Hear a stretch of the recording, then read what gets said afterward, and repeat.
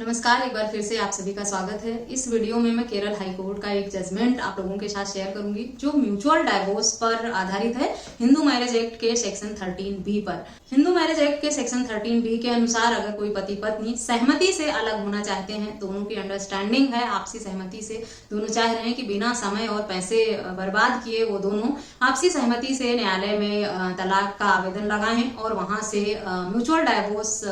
मांग करें, तो उन्हें हिंदू मैरिज एक्ट के सेक्शन 13B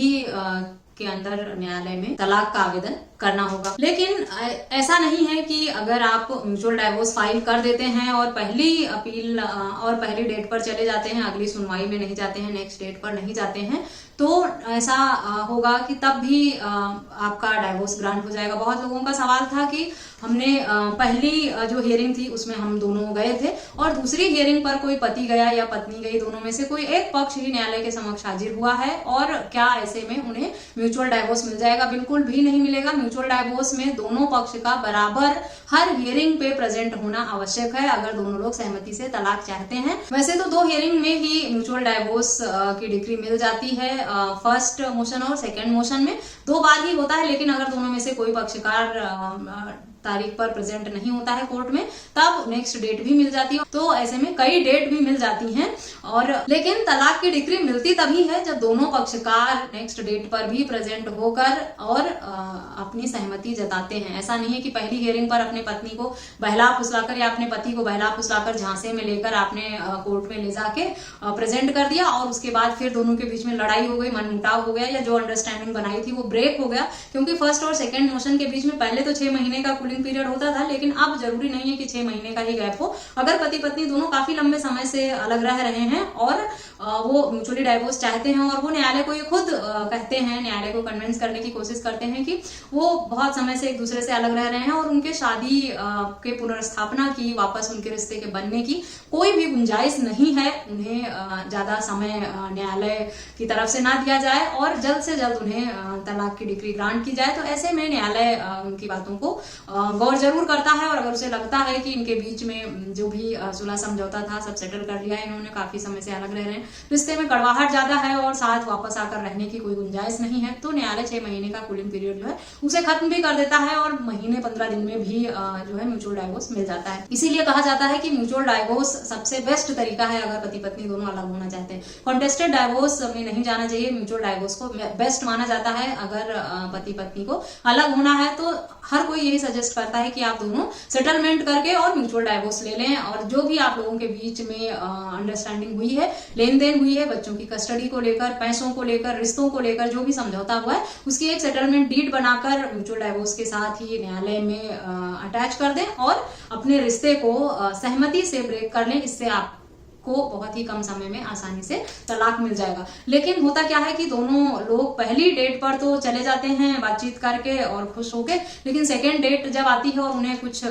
दिनों का या कुछ महीनों का जो समय मिलता है उसमें फिर वो उनकी अंडरस्टैंडिंग बन नहीं पाती है और दोनों लोग नेक्स्ट डेट पर किसी वजह से नहीं आ पाते हैं। तो अगर ऐसा आप करते हैं तो आपको डाइवोर्स नहीं मिलेगा। ये जजमेंट आपके लिए बहुत बड़ा एग्जाम्पल है कि अगर आप नहीं, संबंधित मामले में भी कुछ ऐसा ही हुआ था कि पति पत्नी ने म्यूचुअल डाइवोर्स फाइल तो किया, लेकिन पहली हियरिंग के बाद लोग नेक्स्ट हियरिंग जो भी उनकी मिली उस पर वो दोनों प्रेजेंट नहीं हो पाए और ऐसे में हाई कोर्ट ने उनके केस, उनकी याचिका को रद्द कर दिया और फिर उन्हें हाई कोर्ट में अपील में जाना पड़ा। तो बेहतर है, अगर आप सुप्रीम कोर्ट और हाई कोर्ट के चक्कर नहीं लगाना चाहते हैं, म्यूचुअल डाइवोर्स फाइल किया है तो आपका हर डेट पे प्रेजेंट होना जरूरी है। अगर आप सेकेंड डेट पे नहीं जाते हैं, सेकेंड मोशन का जो डेट आपको दिया जाता है उस पर नहीं गए और थर्ड फोर्थ में भी कोई एक गया, फिर आगे कोई नहीं जाता है, कभी पत्नी गई कभी पति गए, तो आप एक तरह से जो ये म्यूचुअल डाइवोर्स आपने फाइल किया है ना, वो कॉन्टेस्टेड डाइवोर्स का ही रूप ले लेगा और आपकी मुश्किलें फिर कॉन्टेस्टेड डाइवोर्स की तरह ही बढ़ने वाली हैं। तो अगर म्यूचुअल डाइवोर्स फाइल किया है तो अपनी अंडरस्टैंडिंग सेकंड मोशन तक बना के रखें कम से कम, ताकि इस तरह की परेशानियों का सामना ना करना पड़े। जो भी लड़ाई झगड़े या विवाद हैं उसे कोर्ट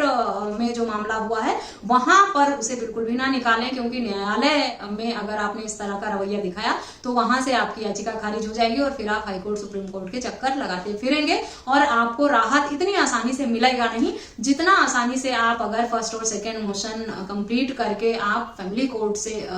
फर्स्ट और सेकेंड मोशन कंप्लीट करके आप लोअर कोर्ट से ही मामले को सेटल कर सकते हैं।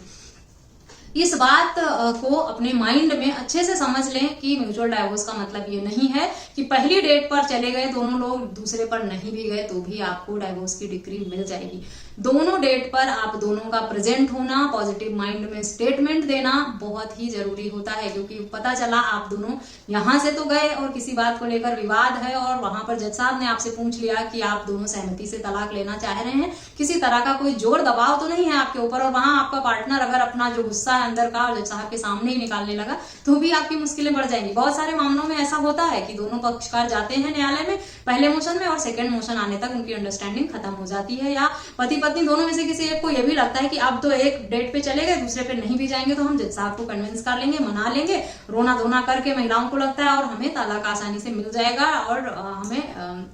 क्योंकि हमने म्यूचुअल ही फाइल किया है, जो भी लिखना था, जो साइन करना था वो एक बार तो जज के सामने हमने कर ही दिया है, कोर्ट के सामने, इसीलिए अब दूसरे डेट पे उनका पार्टनर नहीं भी जाएगा तो भी उन्हें तलाक मिल जाएगा। बहुत बड़ी गलतफहमी में है आप। अगर आपको 2 तारीख दी जाएगी और 2 मोशन है तो दोनों मोशन में दोनों लोगों को प्रॉपर प्रेजेंट होना, साउंड माइंड में होना वहां, और सही से स्टेटमेंट देना बहुत जरूरी है। अगर दोनों में से कोई पक्षकार नेक्स्ट डेट पे नहीं जाता है, सेकंड मोशन पे नहीं जाता है, तो न्यायालय को यही लगता है कि शायद जो भी पहले हुआ था ये जोर दबाव में आकर कर दिया गया था, इसीलिए सेकंड मोशन पर दूसरा पक्षकार नहीं हाजिर हुआ है। तो इस बात को ध्यान में रखें, तभी आप म्यूचुअल डाइवोर्स में भी सक्सेस हो पाएंगे, नहीं तो आप म्यूचुअल डाइवोर्स फाइल करके भी भटकते ही रहेंगे कॉन्टेस्टेड डाइवोर्स की तरह, और आपका समय और पैसा उससे कहीं ज्यादा लगेगा और आपको उसी सारी मानसिक पीड़ा से गुजरना पड़ेगा जो आप कॉन्टेस्टेड डाइवोर्स में भी फेस करते हैं। बहुत सारे लोगों ने इस टॉपिक पे सवाल किया था कि म्यूचुअल डाइवोर्स में फर्स्ट मोशन पे उनका पार्टनर गया, सेकंड पे गया नहीं, और उनको 2-3 डेट मिल गई है, उनको नेक्स्ट हियरिंग मिल रही है, उन्हें क्या करना चाहिए, क्या वो एक तरफा तलाक उन्हें मिल जाएगा या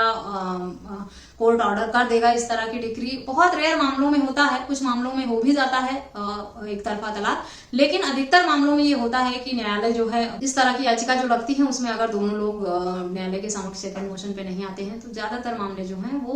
याचिका खारिज ही हो जाती है, फिर आपको अपील में जाना पड़ेगा और फिर से धक्के खाने पड़ेंगे उतने। तो बेहतर ऑप्शन तो यही है आपके लिए कि आप दोनों जब एक बार अंडरस्टैंडिंग बना के गए हैं तो जो थोड़ा पेशेंस रखें और न्यायालय के समक्ष अपील करें, आवेदन करें, गुजारिश करें न्यायालय से कि कम से कम समय में आपका जो डाइवोर्स है वो हो जाए।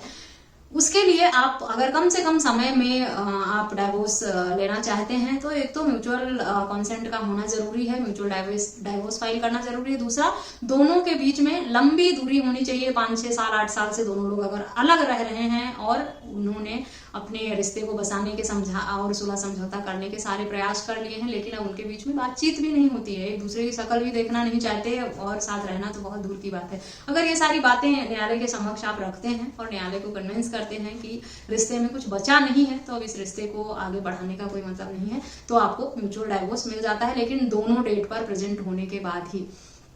एक डेट पर अगर आप ये सोच रहे हैं कि अपने पार्टनर को मनाकर, बेवकूफ बनाकर, बहला फुसला कर या झांसा देकर कुछ भी करके आप ले गए हैं और दूसरे पे नहीं भी गया तो आपके फेवर में फैसला हो जाएगा, तो आप भूल जाइए, आपके फेवर में फैसला नहीं होने वाला, आपको धक्के ही खाने पड़ेंगे। आशा करती हूँ ये जजमेंट भी आपके लिए यूजफुल होगा। जजमेंट का लिंक मैं वीडियो के डिस्क्रिप्शन बॉक्स में दे दूंगी, वहां से डाउनलोड करके आप पढ़ सकते हैं। और उसके बाद भी आपके मन में कोई सवाल आता है, मुझसे जानकारी चाहते हैं तो मुझे ईमेल, व्हाट्सएप या कमेंट करके पूछ सकते हैं। संपर्क के सभी माध्यम मैं वीडियो के डिस्क्रिप्शन बॉक्स में दे दूंगी। जजमेंट का लिंक भी आपको वीडियो के डिस्क्रिप्शन बॉक्स से मिल जाएगा, वहां से डाउनलोड करके पढ़ सकते हैं और अपने मैटर में यूज भी कर सकते हैं। इस वीडियो में बस इतना ही, मिलते हैं नेक्स्ट वीडियो में, तब तक के लिए थैंक यू एंड